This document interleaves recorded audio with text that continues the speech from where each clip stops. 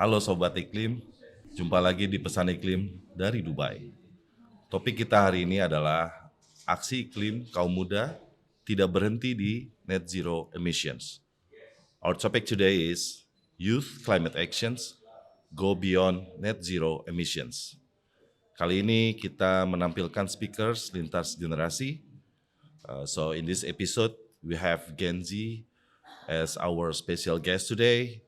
And then our first special guest is Mas Zagi Yakana Berian, the founder of Society of Renewable Energy. Welcome, Mas Zagi.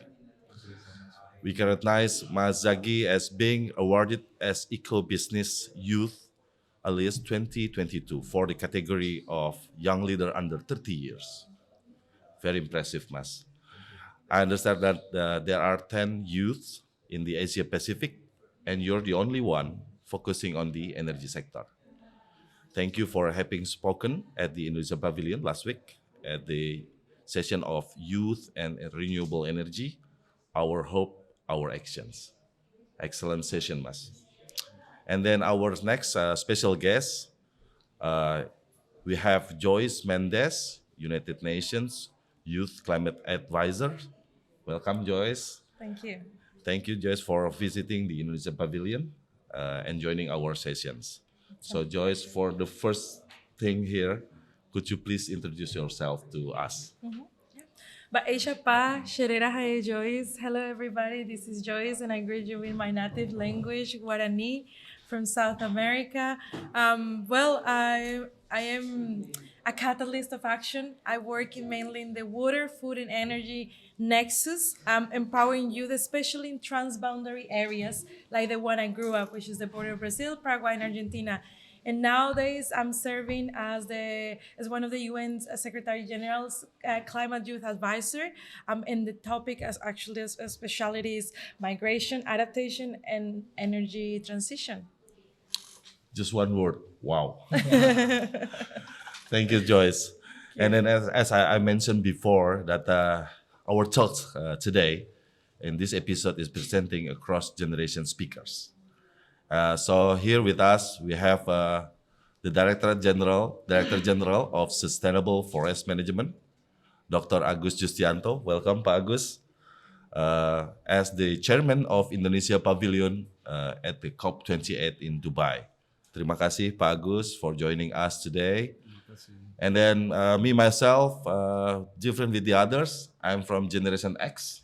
So I'm 44 years old, quite old, compared to Mas Zagi and Joyce. So, and then we will have a very interesting discussion today with cross generations. So, Sobat Iklim, the world has been moving progressively to tackle climate change, but it still has not been enough. The COP28 tagline, partnership promotes progress, and unite, act, deliver. This is very meaningful to inspire leaders from all stakeholders to strengthen our collective actions. And in this Indonesia Pavilion at COP28, we have similar purposes. We have the theme is Indonesia Climate Actions Inspiring the World. There is a lot of scientific evidence resulting from extensive research across the world shows that we need to raise our ambition and intensify our action to keep our track toward net zero emissions target by the half of the century.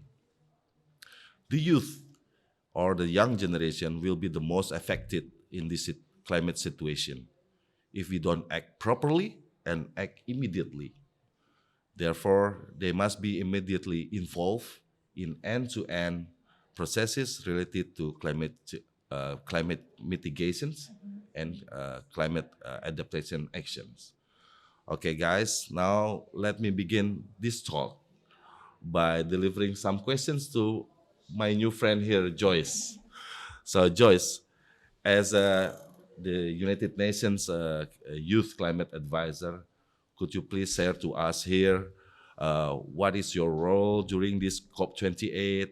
What is your role or what is your perspective on the COP28 And could you please also share how you can be appointed as a UN Youth Climate Advisor? Because it's a very, very impressive thing from my perspective.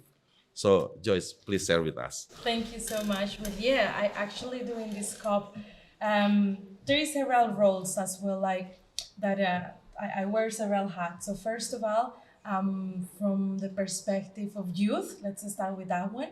Not just necessarily representativity, but also looking for these intergenerational spaces, cooperation, dialogues. So bridging youth from the different countries, pavilions, especially as well from my region, Latin America, which I feel we are still a little bit back from the mobilization we see in other regions as well.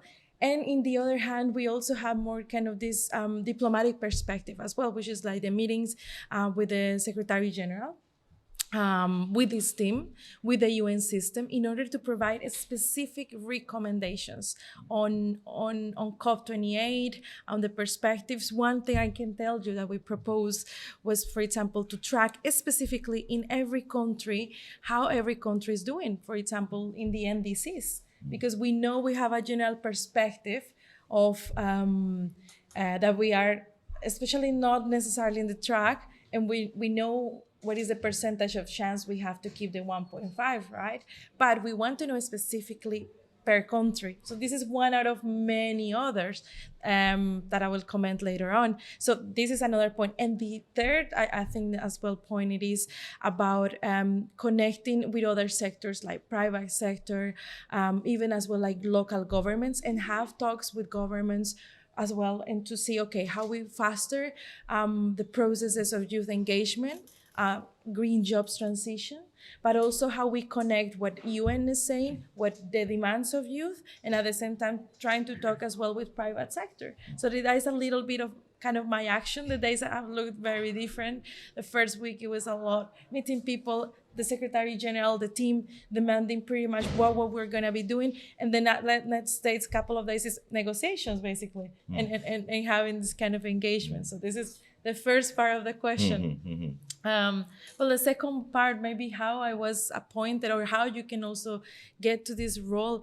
Well, it is very interesting because the Secretary General proposed a team of advisors, youth advisors, I think during pandemics. That was kind of the first time kind of the world was saying, okay, we need to hear youth, but not necessarily just hear, but work with them as well. So the first cohort already finalized by the end of the year, and they received applications from organizations or youth constituencies, like the SDG 7 Youth Constituency and others. They were proposing youth being candidates. So I didn't know I was being a candidate. And then I received an email one day and I'm like, oh, you've been selected by 4 constituencies. I'm not gonna tell you the name, but there are like 4 main organizations. And I'm like, are you sure I'm the person? Because I work very local. I always work for my country, my region, although always connecting. And they say, yeah, we want your expertise, in energy, adaptation, but also in migration, because it's a big situation. And myself as a migrant, I think we got a lot frameworks to work about. So this role, I think, will last 2.5 years. So then I was inviting as well youth for the next cohort as well to associate to international as well youth organizations, so your voice could be leveraged. And I was telling to Sagi, like, profiles like you is what we need as well, because we need to understand how it was done and catalyze the action. I mean, the Office of the Secretary General, they do listen, and they come from different time where as well we didn't have that much things happening, artificial intelligence, a lot of things in climate change. And these new generations, we are born in that, disruptive time, and they are really listening. So, it would be lovely that in a couple of years, or perhaps next cohort also, Sagi can be part of it. So thank you so much, Joyce. I think your setting is very, very impressive and very inspiring. And then I'm very confident that the future of the negotiation on climate change on the right hand, because you are the future here. So I'm very, as part of the world, I'm very confident with you. So, and then one more, we have 1 million of youth in Indonesia.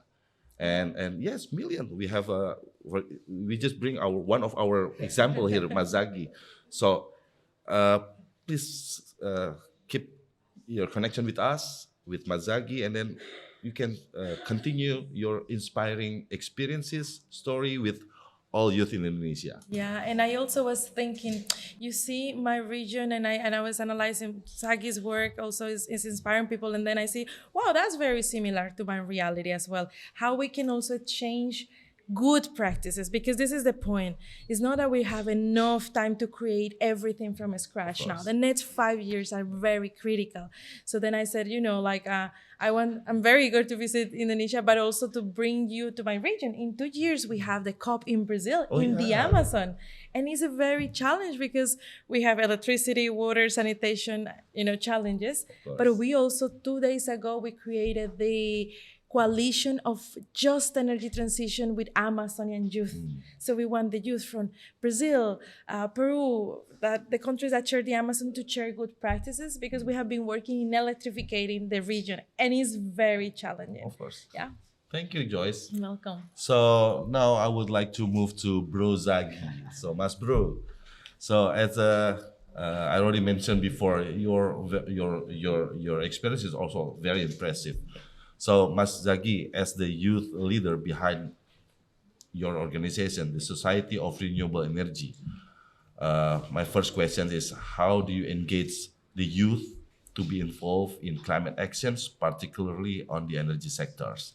And then my second questions, perhaps you could also share how you become awarded as Eco Business Youth Alliance 2022 for young leader category under 30 years. So please share with us, Mas. Thank you so much, Mas Tito. Thank you so much, Director General, and thank you so much, Indonesian Pavilion, to having me with Joyce as well. So, SRE is an inclusive platform for the youth, especially in Indonesia. We want to gather all over the world and also initiated by Indonesian youth. We have standardized the curriculum, we have standardized the framework to be able to serve as the young generation to serve national agenda like the net zero emission, follow net sink by 2030. So we see the world needs tripling the renewable power and doubling down the energy efficiency. And Indonesia also targeted to achieve net zero emission by 2060. In order to do that, not only technology, not only financing, but we need a good quality of young generation and how to shape the young generation to be able, like Joyce mentioned, can create some intra and intergenerational dialogue. We have to shape as soon as possible within creating awareness, theoretical understanding, practical experience, and provide some synthesis innovation to be able implementation. What can they really create some concrete projects. And for the second one, that eco business. So during the 2022 is one of the year that very phenomenon from the SRE itself. During the G20 presidency in Indonesia, we also selected officially underneath the Energy Transition Working Group. At that time, within a year, we have created some solar PV electrification for the rural area, more than 40 locations in a year, and all the location led by youth. At that time, the Ministers of Energy and Mineral Resources very confident declared during the energy transition ministerial meeting that Indonesian youth already showing X over the words. We have tangible project and we don't want to keep it by ourselves. We share to the world. We share to as well as the other region in the global conference that Indonesian already showing by leading by the example itself. So during that time, so many countries see Indonesian youth is really enthusiastic, is really passionate to giving the meaningful engagement with the rural community, defining the just energy transition with the inclusive manners, with the collaborative manners. So at that times, several organizations like Joyce before nominate me as the young eco business in the Asia Pacific. And at that time, so many achievement that we achieved during the 2022, not only because of my works, but that's because the SRE teams works together. Without the team from the SRE, I cannot achieve those kind of achievements. Maybe that's all, Atito. Thank you, Mazagi, for your very interesting and a very inspiring sharing to all of us here. So next, I would like to turn to Pak Director General Pak Agus. So Pak, I would like to have your perspective as I know that you have been organizing the Indonesia Pavilion since COP21 in Paris 2015. And this COP28 in Dubai, it's your eighth Indonesian Pavilion with your team. So, Pak Agus, how do you involve youth in your team, Pak? It is a good question. If I may share, preparing the Indonesian Pavilion in Dubai is the most challenging one compared to previous COPs. Not only for the logistical and construction aspects, but also the substances of various dialogues and talk shows that should be orchestrated due to high enthusiasm of participants that can be reflected from the number of the sessions. To accommodate this, we have 77 sessions, including 4 sessions are dedicated to youth. I'm aware that 4 sessions is so inadequate that we encourage youth to participate in other pavilions as well. We are also employ 4 youth and 5 senior foresters, 5 males and 4 females in our core team of the pavilion secretariat. So we also consider intergenerational and gender balances. Thank you, Pak Agus. Very amazing, Pak. Your eighth Indonesia Pavilion since 2015, COP21. So my next question to Pak Agus. Pak Agus, what is your thought about the youth movement, and how do you see youth can play a role in tackling climate change? Yes, thank you. Youth movement has a positive and strong position to support global climate action. Youth shall be seen as actors, agents of change, entrepreneurs, and social innovators since they are now well equipped with information technology and skill of diplomacy. I underline your statement, Pak.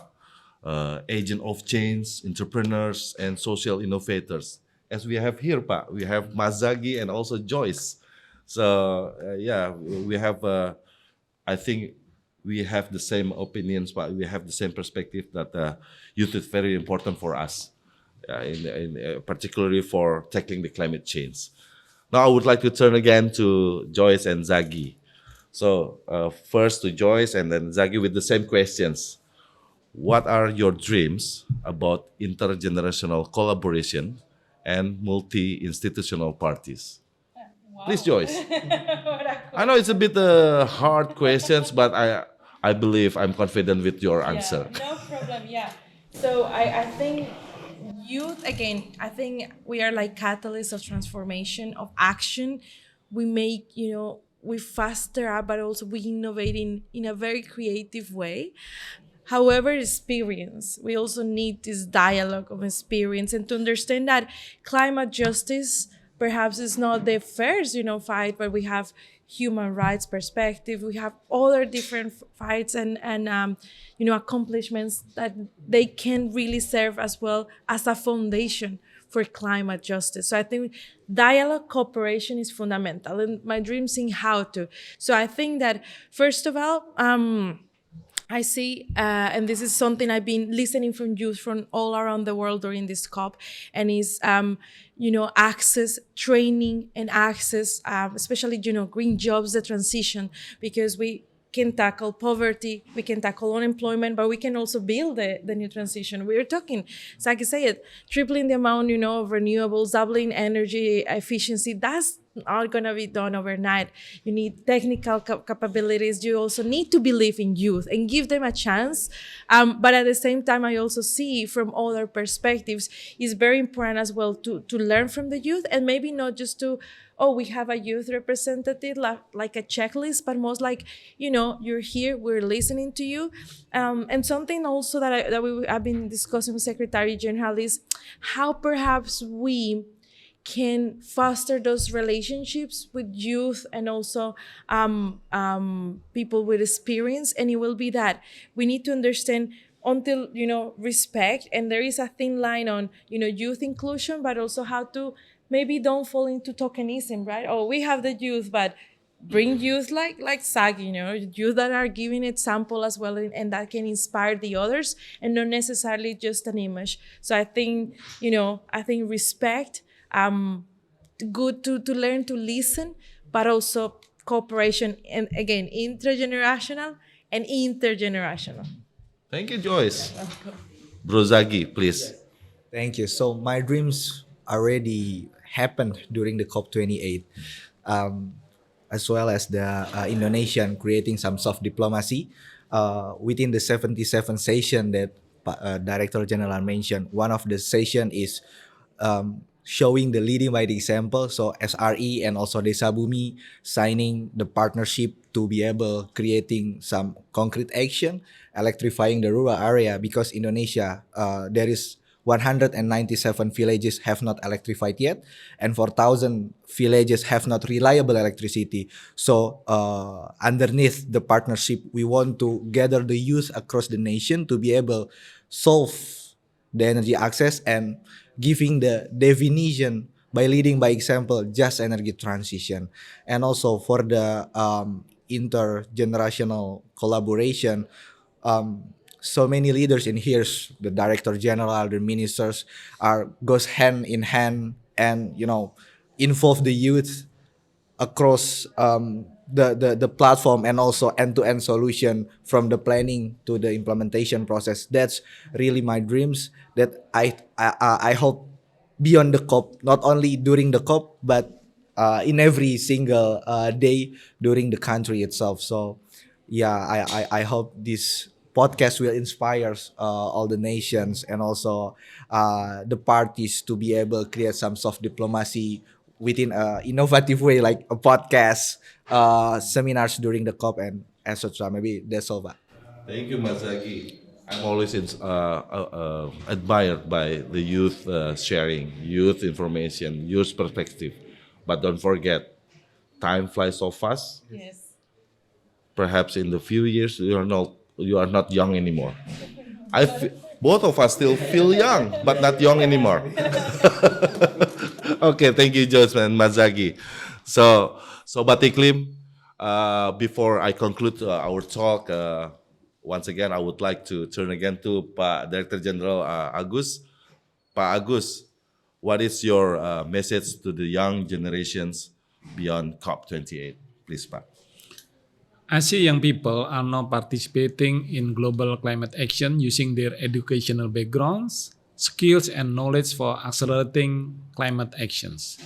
This is a good sign that our movement will be continued until our goals are achieved. Thank you, Pak Agus. So, I would like to conclude our talks on this episode.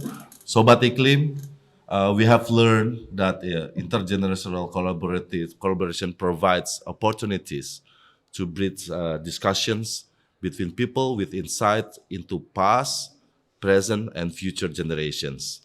We hope intergenerational engagements can further lead to integrated, creative, cross-sectoral efforts to sustain our climate actions. Mazagi, Joyce, Pak Agus, thank you for being with us. And to all of you, thank you for watching us. And see you again on the other interesting episode of Pesan Iklim dari Dubai. Bye-bye. Thank you so much. Thank you, Pak Thank you, Diki. Joyce. Thank you. Thank you, Zagi. Thank you very much.